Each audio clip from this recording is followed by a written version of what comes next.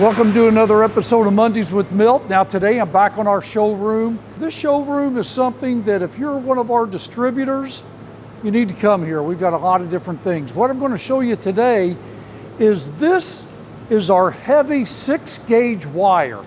The heavy 6-gauge wire is typically used more by the government for a lot of import-export type areas.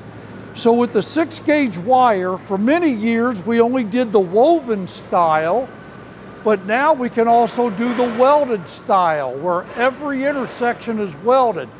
Now some of the things we do for these government cages, we can put on the 5-button coded access lever handle, a very cool opportunity here for additional security.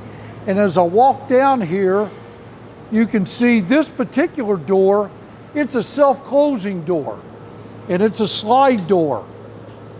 You can see the hydraulic door closer on it and then the door comes right back. Very slick way of operating a self-closing door.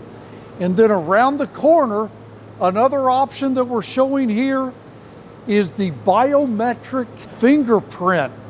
Really cool. You just put your thumbprint on it and then it opens up the door for you. So we got a lot of different things here.